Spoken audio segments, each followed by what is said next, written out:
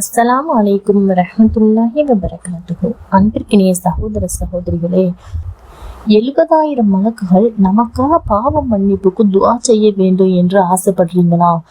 எவர் காலையில் 3 தடவை அஊது பில்லாஹி ஸமீஇல் அலீம் மினஷ் ஷைத்வானிர் ரஜீம் என்று ஓதிய பின் வல்லாஹுல்லதி லா இலாஹ இல்லாஹு ஆலிமில் கைபி வஷ்ஷஹாதா ஹுவர் ரஹ்மானுர் ரஹீம் வல்லாஹுல்லதி லா இலாஹ இல்லாஹு அல் மலிகுல் குத்தூஸ் ஸலாமுல் முஃமினுல் முஹைமினுல் அஸீஸுல் ஜப்பாருல் முதக்கப்பிர் சுப்ஹானல்லாஹி அம்மா யுஷ்ரிகூன் வல்லாஹுல் ஹாலிகுல் பாரிஉல் முஸவ்விருல் லஹுல் அஸ்மாஉல் ஹுஸ்னா யுஸப்பிஹு லஹு மா ஃபிஸ் ஸமாவாதி வல் அர்ள் வஹுவல் அஸீஸுல் ஹக்கீம் என்ற சஹர் சூராவின் இந்த கடைசி 3 ஆயத்துக்களையும் ஓதி வருகின்றாரோ அவருடன் 70,000 மலக்குகளை அல்லாஹ் தஆலா நியமிக்கிறான்.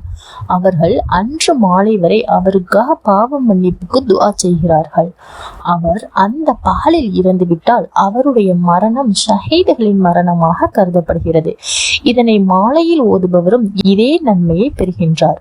நபி ஸல்லல்லாஹு அலைஹி வஸல்லம் அவர்கள் ஒரு சஹாபியிடம், நீங்கள் இரவில் தூங்குவதற்கு படுக்கைக்கு செல்லும் போது சஹர் சூராவின் கடைசி ஆயத்துக்களை ஓதிக்கொள்ளுங்கள் என்று வசியத் செய்தார்கள்.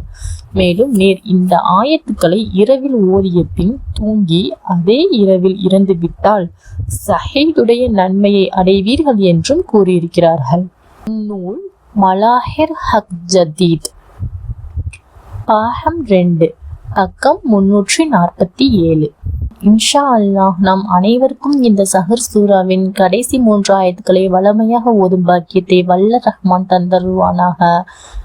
அஸ்ஸலாமு அலைக்கும் வரஹ்மத்துல்லாஹி வபரகாத்துஹு.